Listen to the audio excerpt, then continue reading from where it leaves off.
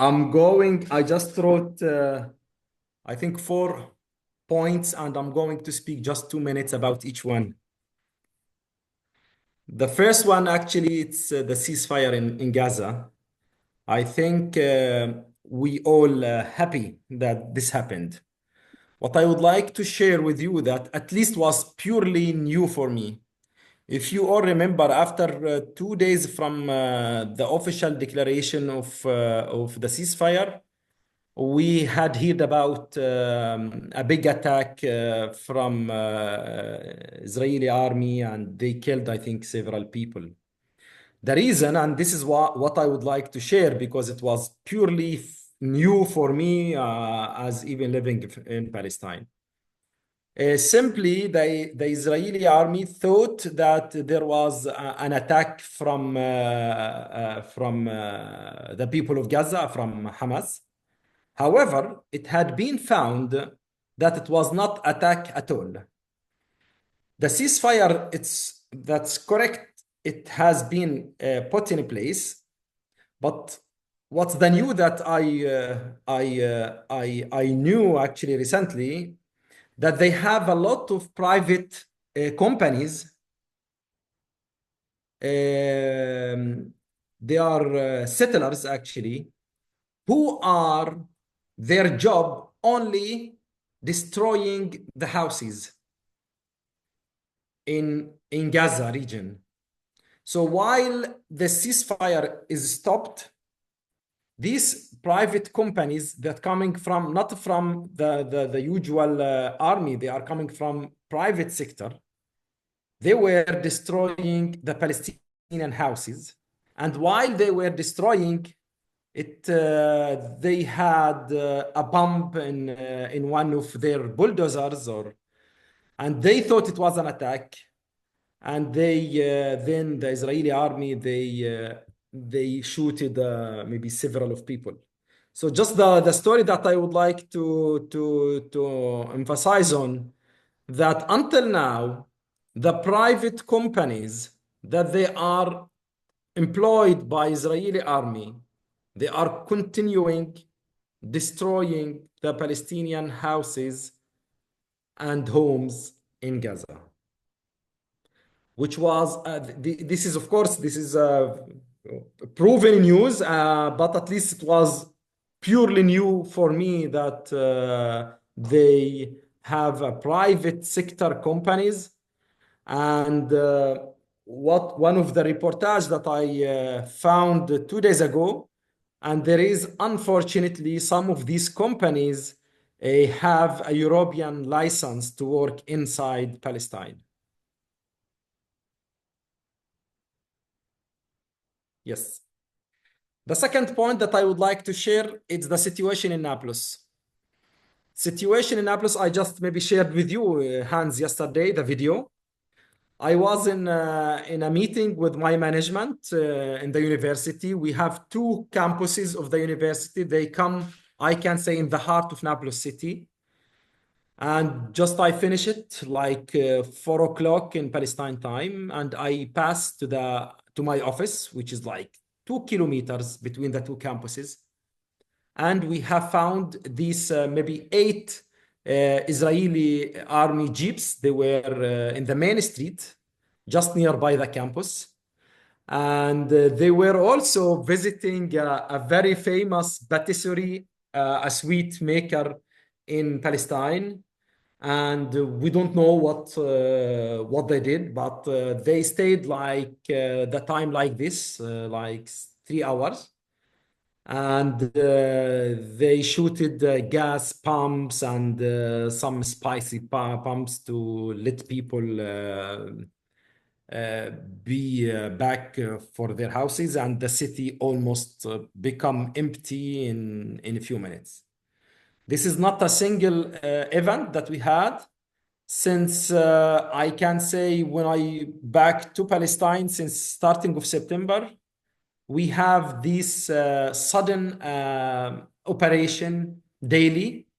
Last week it was at 7 o'clock morning, and they were putting a checkpoint in less than 200 from the main entrance of the university, where I mean more than 10 kilo students is going to move in that time. You know, it's the morning time and all people is moving.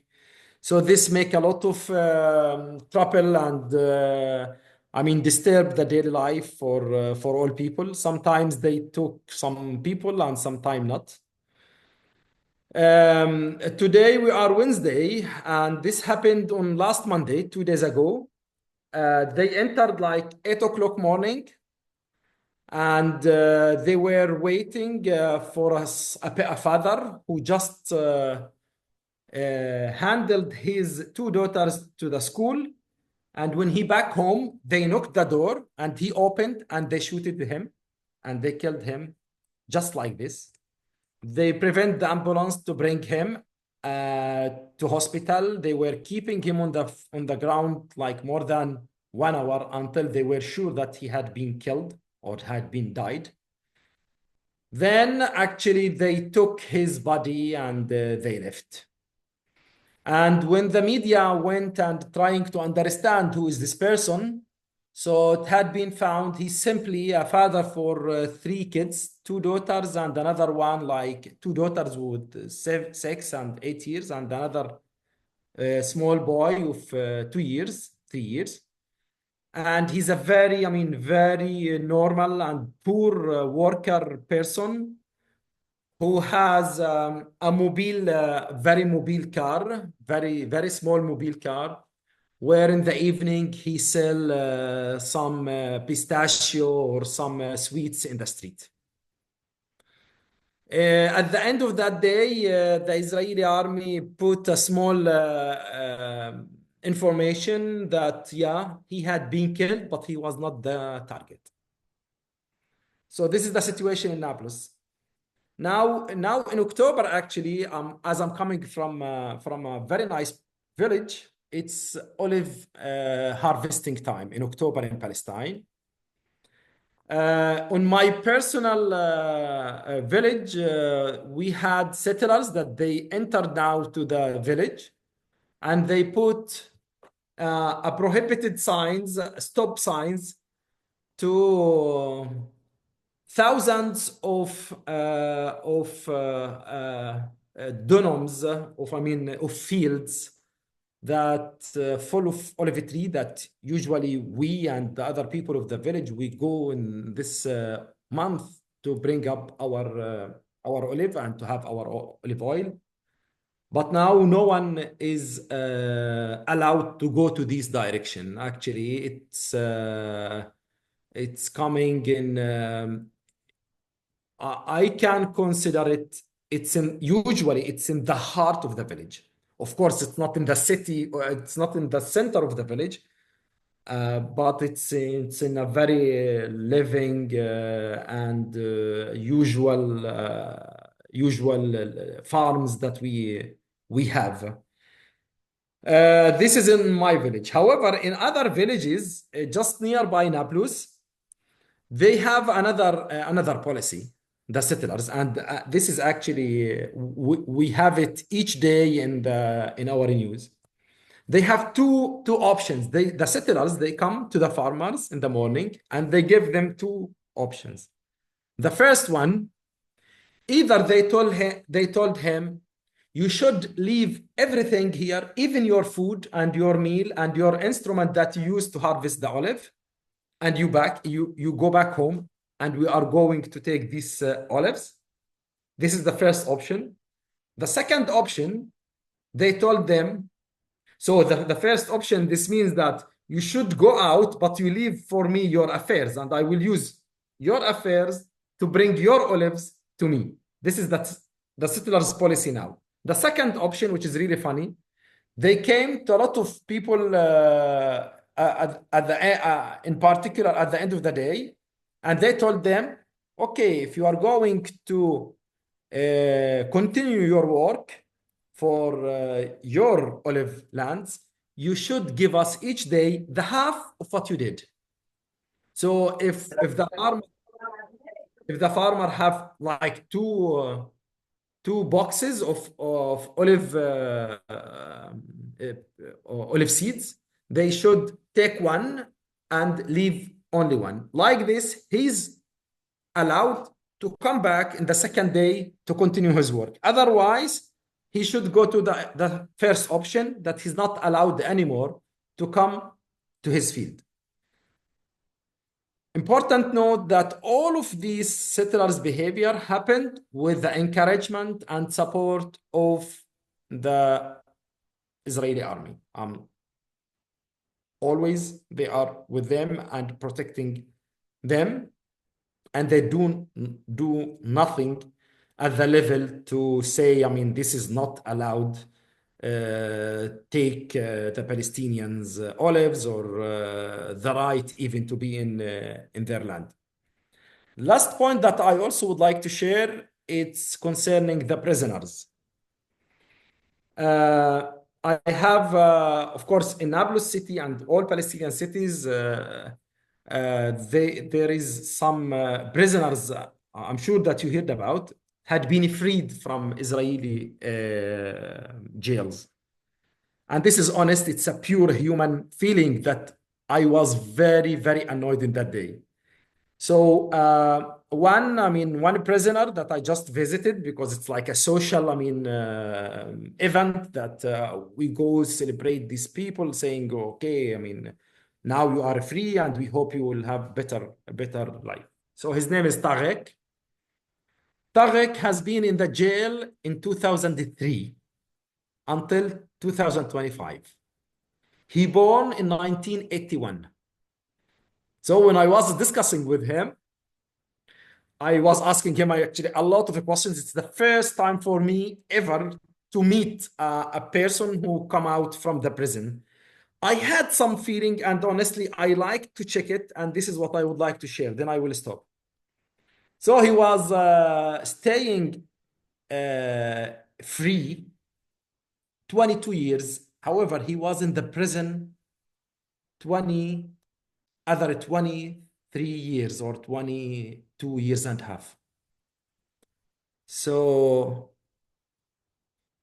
what I thought before I meet him, that at least he will not be having the normal vocabulary that we use. And I was convinced by that, and I was trying to test it. So I had with him, a long discussion, like 30 minutes discussion. And honestly, when I was speaking with him, I was finding the words, the sentences, the vocabulary that he has. It's not like for a person more than 18, 19 years at a maximum. So when he saw the mobile telephone like this, of course, we met him like 3 days after he back from the prison. He was saying, until now, I'm not able to imagine what are these telephones that with the kids. And he is, you feel that he's happy, but it's very clear that he's purely shocked. And even he's not able to speak, to discuss, to judge, to convince us about the story that he's telling, because his lack of words, his lack of phrases, his lack of ability to speak and to bring this word and to bring that. Of course, he told, a lot of very saddening points, all in particular in the last 2 years. He was always, they were punishing them. They are not able to sleep, blah, blah, blah. And, but I'm not going to speak all the details that he was saying, but I think one of a mission for our forum hands, just a suggestion. We are trying really, as we were trying to have a lot of statements to the scientific community, that maybe to give a highlight that these people, when they are in the prison or they are in these jails, they are psychologically dead. And we hope, if any, I mean, interest can be given at least to the people that they are staying there, or the people that they are coming out with some maybe support. I mean, at least some highlighting. I will not say more. So I think my time is okay like this. Thank you again for giving me this floor. Thanks very much, Ahmed, for this information and very important information and statements, which is just shocking. I cannot say more than that. I'm shocked on what you are reporting. Yeah, in the last really night, terrible. honestly, when I was with this prisoner, I was shocked in that night. Yeah, this I can imagine. Okay. Thanks very much. Are there immediate questions to Ahmed, or should we just continue the discussion and then at the end discuss with all the presentations? Michaela, you raised your hand, so please. Hannes, we can hear you. Yes, we can hear you now. Ahmed, thank you very much for your report. Thank you. Do you think that the solution of 2 states and 2 people, which are supported by a main government, is still a valid solution? In my opinion, no, because the real aim of the Israeli, of Netanyahu, is just to expand and integrate the Gaza and all the Palestinian region in Israel. What do you think? Yeah, I mean, this is, I mean, this is an interesting question to have a 1 hour or even more discussion. I will share with you this small information. Recently, what we had start to notice that if you go from the city centers of what we call it Zone A, which is like, for example, from Nablus to a village less than 10 kilometers, or from Nablus to Bethlehem, or from Nablus to Ramallah, like 40 kilometers, all the street is always now, all the streets is full with Israeli flags. Even, and this is very recent, even it's purely Palestinian lands and I mean Palestinian villages. But it's like they would like to remind us that we are going even to take your, between brackets, your land, which they were calling it Zone B or Zone C. Now, back to your question, there is a difference between what we wish and what we would like. I'm sure that all Palestinians would like to have their own state and being peacefully with all external world, of course. However, the situation in the war in real, it would be that they are trying to isolate and reduce the sizes of the main centers, cities of Palestine, of West Bank. And it's very clear that they are going to give us only cantons. And I'm sure that we are going to discuss this in 1-2 years from now, and we will see this in real, that we don't have a Palestinian state, but they will give us a small canton of Nablus and a small canton of Ramallah and a small canton of Hebron.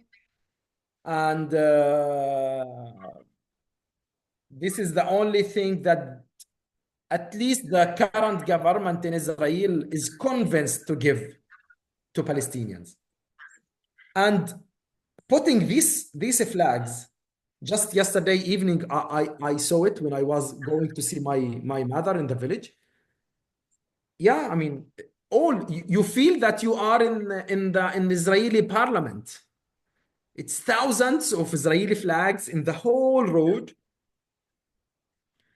to let you know, to convince you that, okay, even if it's your land, but we are going to these farms and these lands to Israel to destroy your regime and having a well-continued geographical state.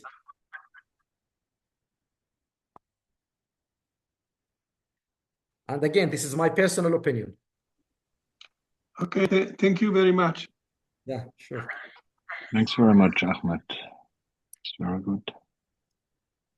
I would propose then that we perhaps just continue with Gadi and then with Rana, and then at the end we will still have some time to further discuss.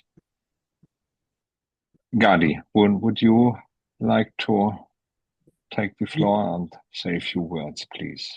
Yes, I could. Thank you very much, Hannes. Thank you, Ahmed.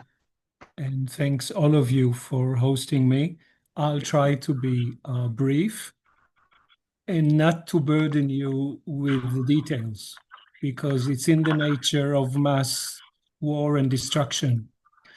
But simply to continue Ahmed's point, what we now see is a fragile ceasefire, and the ceasefire only pertains to a sector of Gaza, so that people from Gaza who cross an imaginary yellow line that no one has seen and is not marked on any map are being killed every day by the Israeli army. About the destruction, I suppose you have seen most of the numbers, but at least two are important in order to think about the future. According to the estimates that I know, 84% of Gaza in terms of territory has been demolished.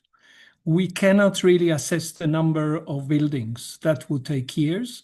So in terms of surface, it's easier. And what is not less important is that 70% of the plant's water facilities have been completely destroyed.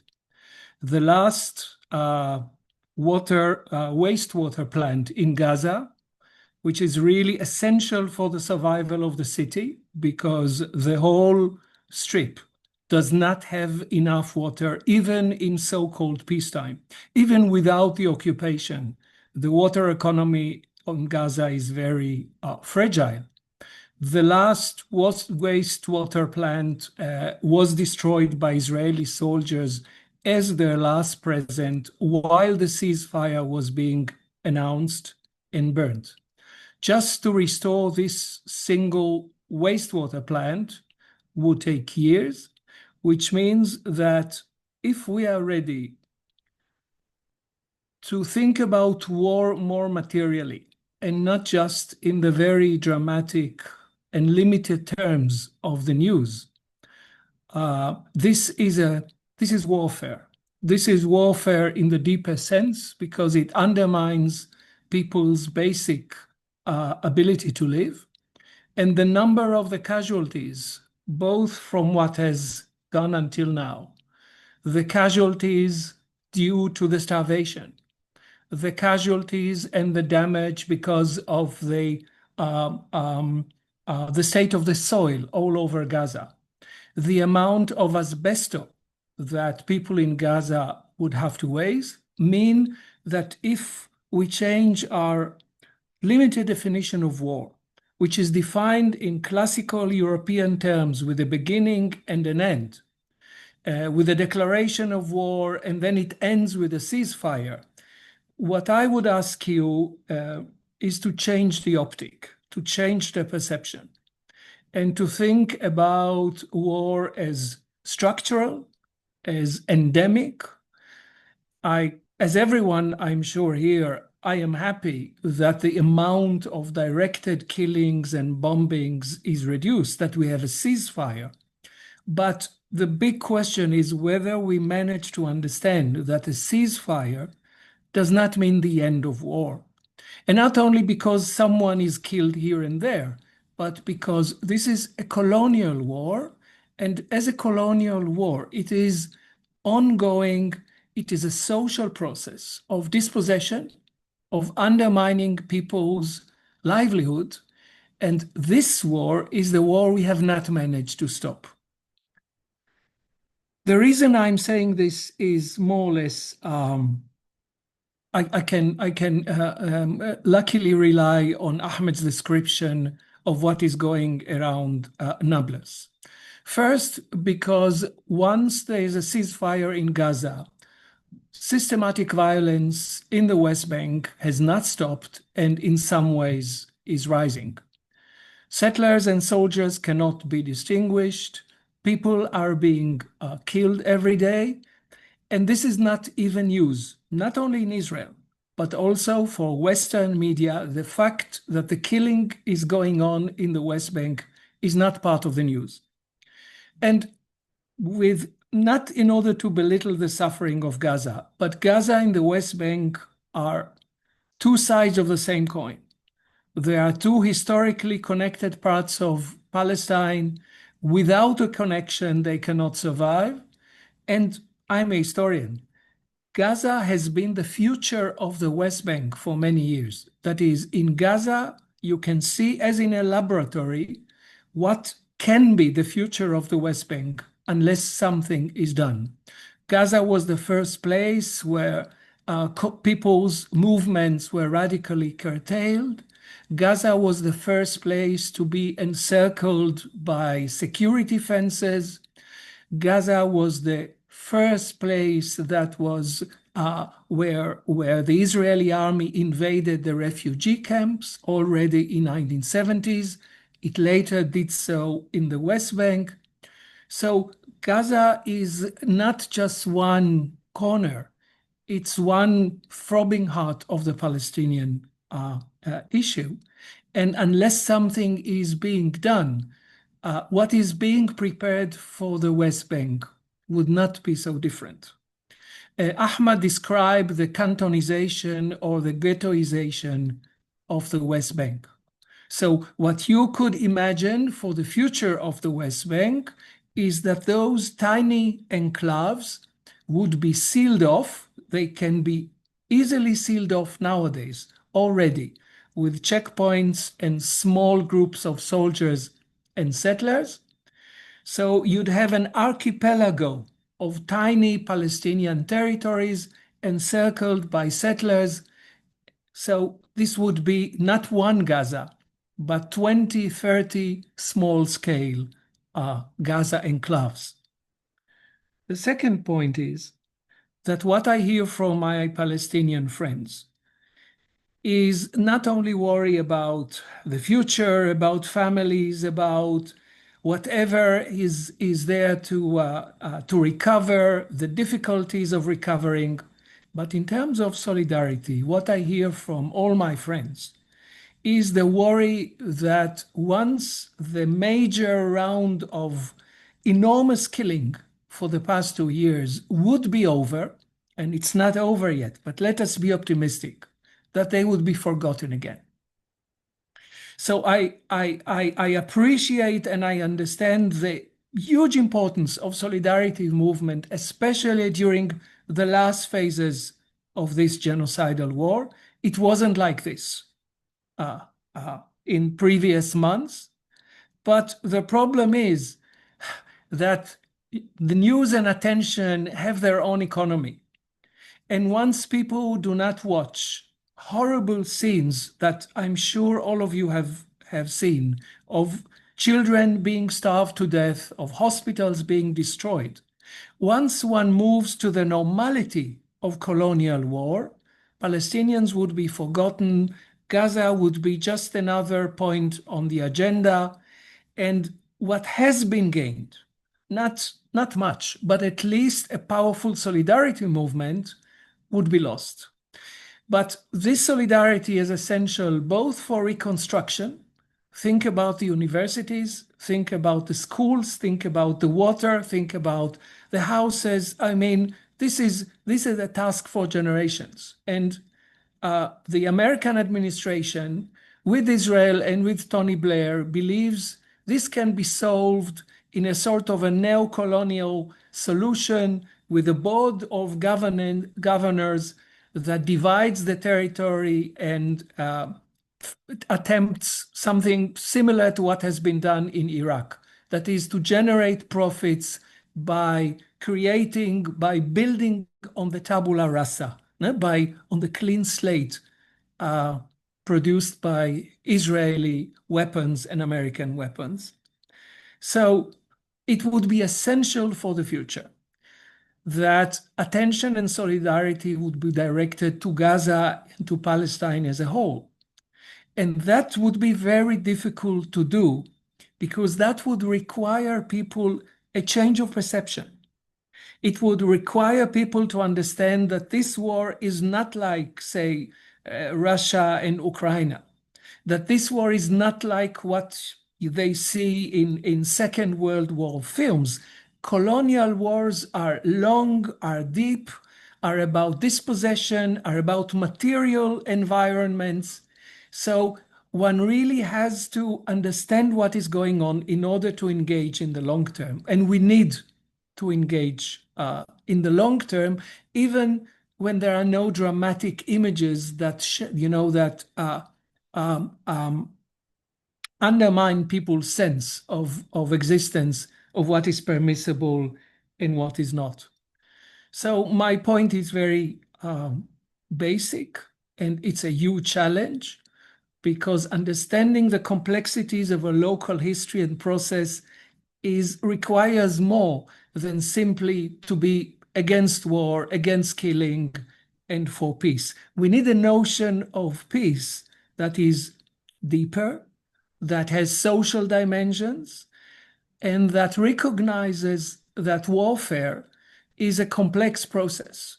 To continue Ahmed's example, think about tanks and bulldozers as if they are two phenomena or two forms of expression of the same process of colonial warfare. You can destroy with tanks, you can destroy with bulldozers. You can erase to the ground fields, and you can do it with tanks. You can bring forward a process of dispossession with weapons, but you can also strangulate an economy or make people go away simply through economic sanctions and hindering any form of development. So it would be a real challenge to change our perception and to ask people, from my opinion, I don't represent anyone other than other activists here, to engage against war in a deeper sense and for peace that has an element of justice and reconstruction. So my plea is not to leave Gaza the moment one mode of warfare is no longer on the news, to think about material solidarity, about joint projects, about building capacities for two reasons.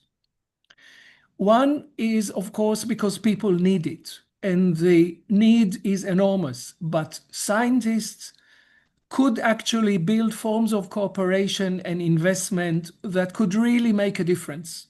I met a group of environmental activists who are trying to design plans to reconstruct the water system in Gaza.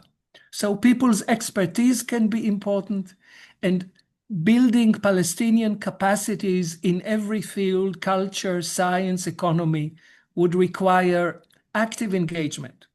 But I have a second motive here, and with this I will finish, Hannes, with your permission. I learned in my years of activism in the West Bank that people in Europe, in the West, in North America, do not necessarily follow the local development. But if people have a material investment, if they helped reconstruct the agriculture of a Palestinian village, if there are experts on ecology and they know what they're doing in the Jordan Valley, if institutions, associations have invested in reconstructing a school or a publishing house, this engenders a form of solidarity, an understanding of colonial realities that is far more powerful than any theoretical reading or reading even of the books of history that I love so much. That is, by engaging concretely, everything that Ahmed and others and friends could tell you would become material, understandable, and one also understands how dispossession works and why we insist on saying that colonialism is a form of constant social warfare. So what I believe is that by more projects that are locally based and are not patronizing, but build with the capacities that Palestinian civil society and Palestinian scholars and scientists have, what could enlarge the circle of people engaged for Palestine and also contribute to a deeper understanding of what is going on. I think that is all. I've spoken already for too long. So thank you very much. Thanks very much, Gadi, for these explanations and thoughts, which I think are very important and excellent, because then this is exactly what is also the aim of our forum, to build bridges and to engage and to launch a common project. So this is really excellent. But I found also very important and very interesting your words on the colonial war and the continuation of the war after a ceasefire, which I think is extremely important issue. Are there immediate questions, comments to Gadi? Or should we move to Rana and then at the end have still some time for discussion? I don't see any hands up now. So thanks a lot again, Gadi, for your contribution and your words. And I would now like to give the floor to Rana. Rana, would you like to? Yes, thank you. Yes, thank you very, very much for inviting me to be part of this panel or the forum. And I appreciate and applaud my fellow speakers before me, Ahmed and Gadi. And thank you for everything you're doing. And for all the attendees and you, Hans, for what you're doing. My granddaughter is interested in what I'm saying. So what I'm going to share is maybe will make people uncomfortable, but that's the status of the world and we can't change that.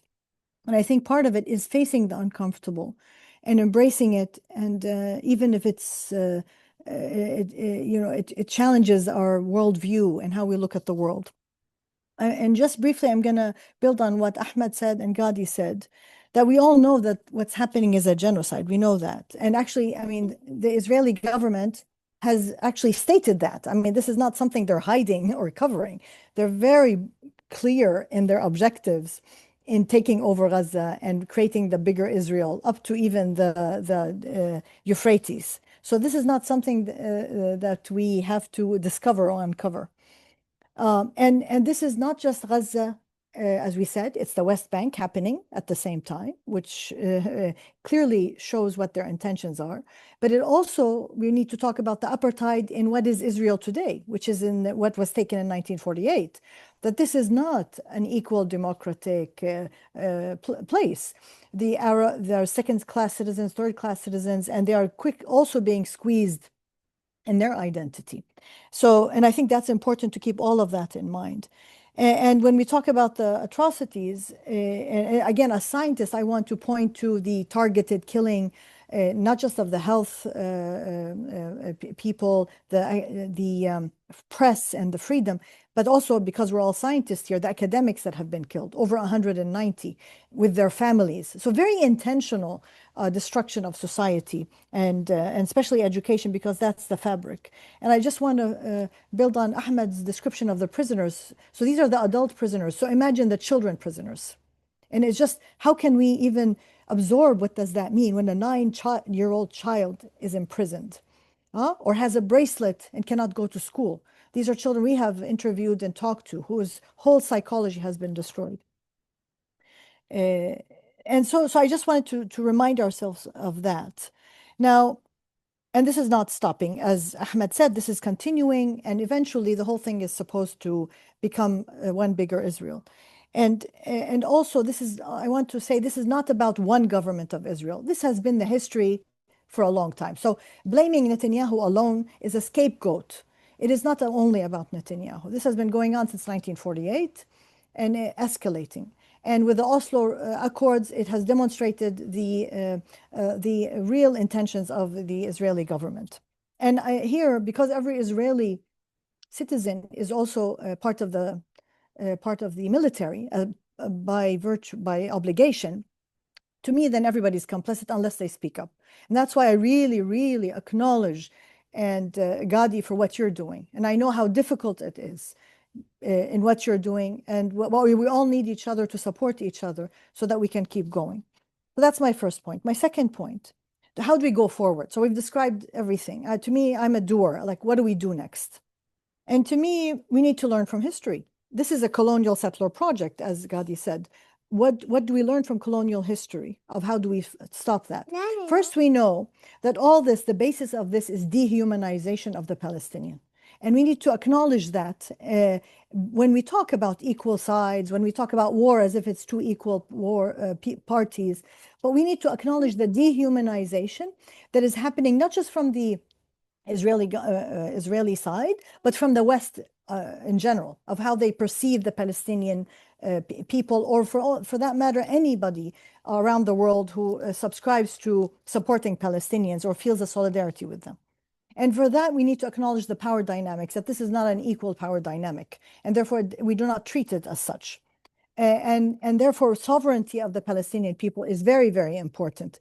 And it's treating equity. So when we talk about a two-state solution, I do not believe in a two-state solution. It should be a one-state solution where everybody's equal. Because a two-state solution means that there's a Jewish state that's based on a race or a belief or a religion, which will never be equal for everybody. And of course, they don't even want a two-state solution because they make it impossible by claiming it. And here, therefore, all the solutions that are being proposed, so this comes to my third point, are really band-aids to keep things going status quo while they are making practical gains on the ground. And that's where I want to talk about the practical gains on the ground. And in this case, I want to quote Martin Luther King when he said, it's not, when he was fighting the Civil War, he said, it's not the Ku Klux Klan, but the white moderate who is more devoted to order than to justice, who prefers a negative peace, which is the absence of tension, to a positive peace, which is the presence of justice, who constantly says, I agree with you in the goal you seek, but I can't agree with your methods of direct action, who paternalistically feels he can set the timetable for another man's freedom, who lives by the myth of time, and who constantly advises the Negro, of course, in Martin Luther King's context, to wait until a more convenient season. And this is what we are facing, which is the complicity of how do we go forward. And I think, and that's why, if we really don't want to end up where Ahmed is describing the future, we need to be honest and truthful. And as Gadi said, how do we make sure that this does not stop? The global support does not stop when the ceasefire starts in earnest. So we need to say the truth. And that means we need to change the terms that we use, right? So this is not about peace. The word peace is misleading, as Martin Luther King says. I can have my foot on somebody's neck and everybody's quiet. That's peace, but that's not the peace we want. So it's about justice. and it's about equity. And so justice that leads to peace, but not just peace alone. And I think these words are important because, again, they are used to satisfy and subdue people not to speak out. And in order to keep it alive, it is to connect what is happening in Palestine to all the struggles around the world that deal with climate change, that deal with indigenous people, that deal with racism, that deal with the far right rise in Europe and in America. It is because this is all part of imperialism. And so we need to keep that connection alive with Palestine, that if we liberate Palestine, we will liberate everybody. So again, we need to think of messages of how we talk about this so that it remains alive even as we go forward. And lastly, in order to do that, this is where I want to be very frank, and maybe people will be uncomfortable. We need to hold accountable those who are making the perpetrators of what is happening today. And when I say accountable, it is boycotting, divestment, and sanctions of Israel. And that means, since as scientists, that means not just the government. This means academic institutions. We know that many academic institutions in Jerusalem, which is occupied by international law, are built on stolen land. The Hebrew University, for example. So we go to America and MIT, we acknowledge the stolen land of the Native Americans. But today, Hebrew University is on stolen land. So I think it is about being vocal and boycotting and stop working with institutions who are clearly supporting and or subscribe to the colonial project in identifying what does that mean? Built on land, that's number one. Number two, developing military equipment that supports the Israeli government to be used on Palestinians. And we know there's the book, The Palestinian Laboratory by Andrew Loewenstein. There's Maya Wynn's Towers of Ivory and Steel that document the complicity of Israeli universities and other institutions within Israel to what is happening. And so if we really hold them accountable, I mean, Israel has more than 76 UN resolutions against it. Not one of them was upheld, while any other country, if they just break one UN resolution, they are immediately sanctioned. So I think it is also about holding accountable and working on that for Israeli institutions and any institution all over the world who is partnering with them, and therefore are complicit. And what I really acknowledge here is that CERN, people in CERN or employees of CERN have produced I don't know if you're familiar with it. They produced a document based on international law, based on Geneva Convention, asking for people to sign it, saying that we meaning CERN, is complicit if they work with Israeli universities as such because of the legality of that. So we already have the legal structure of the UN. We have the legal structure of the International Criminal Justice. We have all of this ready, but we need to make it actionable. And this is what takes courage. And I know there will be sacrifices, but to me, the children of Gaza and the people of Gaza have sacrificed. So how do we make sure that that sacrifice does not go in vain? Our children are not going to be killed if we stand up and boycott and divest and sanction. But that's the least we can do to support them and to pay forward to have liberty for all. So an example, a clear action example, is the Falling Walls Conference in Germany, for example, that's going to be held next month in November. There's a whole session on a role model of collaboration between Israel and Germany. The president of more than one university is going to attend. One of them is Hebrew University. And this is going to go as if nothing is happening. And the University of Haifa and the University of Ben Gurion, they are going to come and talk. The Weizmann Institute, the Israeli Science Foundation, and all of them at Falling Walls, and as if nothing is happening. And these are opportunities when we need to stand up and say, no, this should be boycotted. And that's how first of all, everybody will be, if they feel they're complicit, they will stop. And this will wake people up and keep the conversation going. And Israeli universities, when they see that they are being boycotted, this will wake them up to think, wait a minute, if we want to do science, we need to make sure our values and ethics are in the right place. And this is the only way, because we know from history, colonial history, the colonizer will never give up for values, for ethics, for any of that. It is only power that they will listen to. And we know that. So the power we have is boycotting and sanction dimension and making them feel uncomfortable, or anyone who is complicit with them to feel uncomfortable. And we know this happened in South Africa. South Africa, apartheid was created at the same time as Israel was created in 1948. This was the same time we were talking about human rights. It was the same time we were talking about, a new world order where never, never again. Yet Israel was created and South Africa was created, which speaks to the complicity and double standard. And we knew from South Africa that the only way they were able to break free was when the boycott was really seriously done. Boycott of sports, boycott of science, boycott of everything, corporations, etc. That's the only way where they will become sensitive and stop. And then if people say, oh, but we don't want to do it that way, back to Martin Luther King. And we have the example of Russia. Like when Russia invaded Ukraine, immediately the whole West was up in arms, boycotting, evicting Russia from every international organization, every network and everything, with no questions. So so if anybody says there's no precedent, there are precedents. And we know this works when you isolate somebody. And so hopefully they wake up. And those who want to do good, because I'm sure there are a lot of good people, either they're afraid or they're silent or they don't know what to do. When you boycott, you give them a way out. You give them solidarity from another way for them to go to the other side and say, I want to stand with what is right.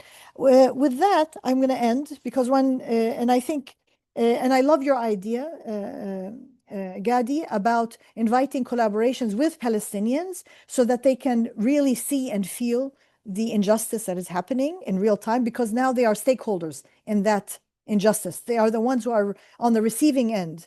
So I agree that is, but this will take time.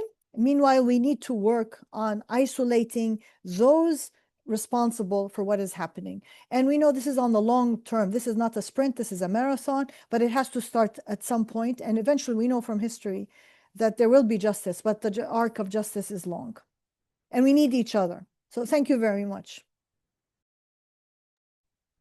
Thanks very much, Rana, for these expressions and thoughts, which I think are extremely important and very good to be brought up. Before we start the discussion, I would now stop the recording.